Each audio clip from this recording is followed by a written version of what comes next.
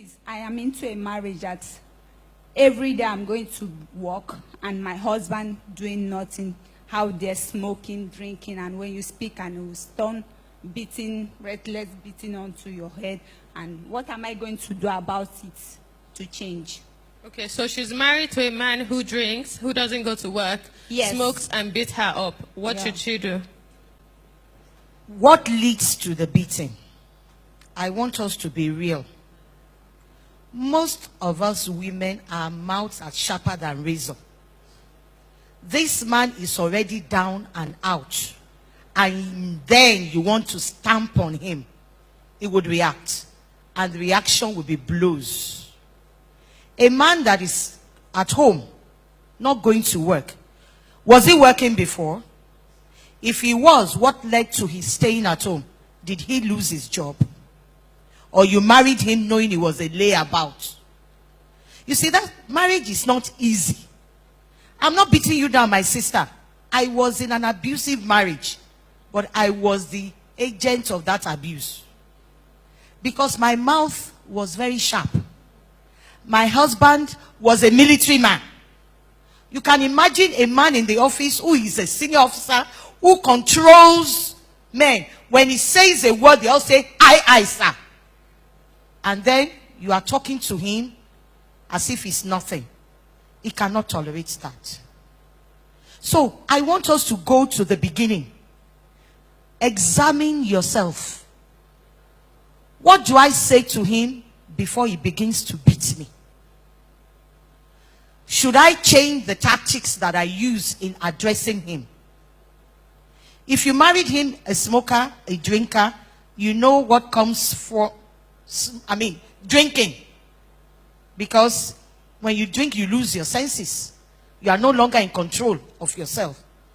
If you married him like that, believing that you will change him, then you have to stay in there and continue to pray. But if circumstances of life turned him to what he has become, you have to pray. And then avoid situations that would aggravate him. And then you pick up your cross and pray. There is nothing prayer cannot change. But you have to pay the price. It's not automatic. You can't go to work and cook for him, or you refuse to cook for him, or when you cook and he's eating, you are telling him you sat down there the whole day, you didn't do anything. Now you are eating. See your mouth so you can eat. How much money did you bring for you to eat? Oh, you want to eat pala, you want to eat fresh fish. When your money can't buy your kweko, and you expect that man to keep quiet. Sometimes we are the architects of our problem in these marriages. But like my sister said, if that is not the situation, you have examined yourself. And in all honesty, you found out that you have not in any way made this man to beat you. And the beating is getting to a dangerous level. You need to step out of that marriage for a season. But I don't want to say I can bet on it. If you find yourself in that situation as women, we will not be the lamb.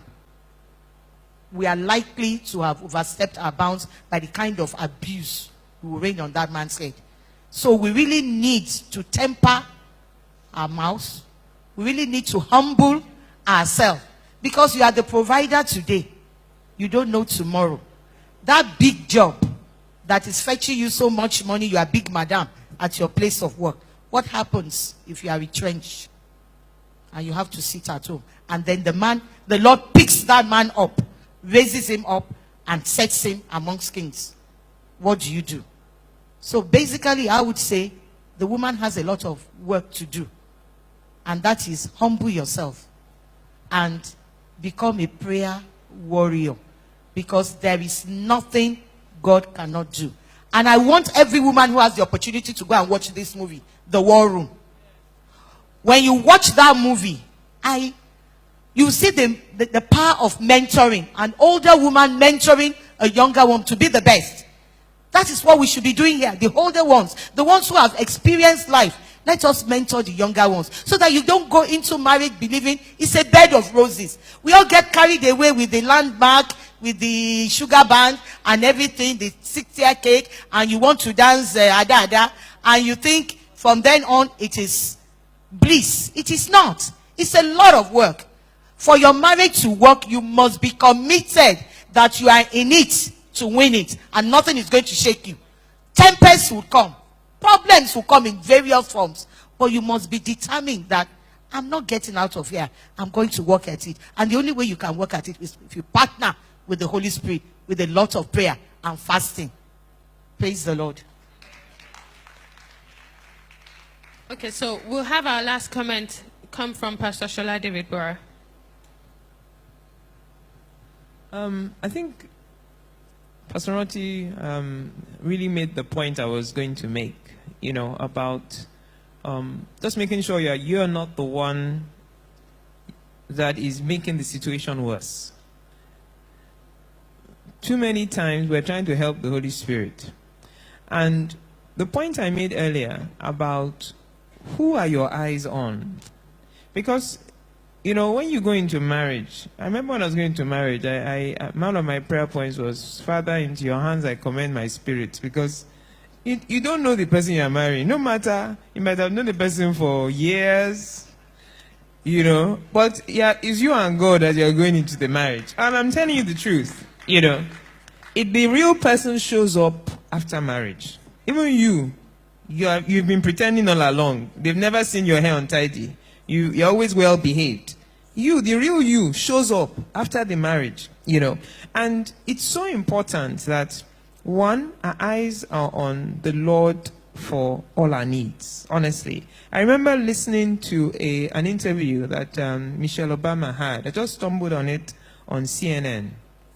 And she was talking about how her marriage was getting very rocky. When the husband decided to be a politician, he would disappear on Sunday night and come back on Friday. She alone with 2 young children, and things were so bad, he was about to break up. And she told herself that, okay, what are my needs? She said she looked at herself in the mirror. What are my needs? Okay, I need somebody to help me with this. I need somebody to help me with this. And she realized that part of her frustration was that she was expecting this man to give her some things, which, one, he wasn't available to give her. He was not able to give her. And she said when she actually broke down the things that she needed, decided, okay, her mother can maybe help her with this. She will look to this for this. She will look to this. That it took a lot, yes, a support system. That it took a lot of the pressure. Because there are things we're asking our husbands to give, they don't have it in them to give. I'm telling you. What you're looking for, the man doesn't have it. And it brings a lot of frustration. So the point I'm making is, let us, one, keep our eyes on the Lord as our provider, okay? And look at support systems for some things that we might not be able to find or get from our marriage.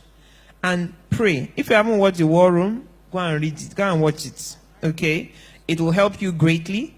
And the Lord will help us, because it's a process and it requires a lot of patience.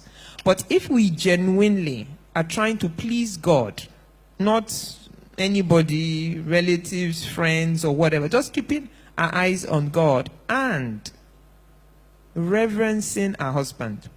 One more thing before I leave the mic.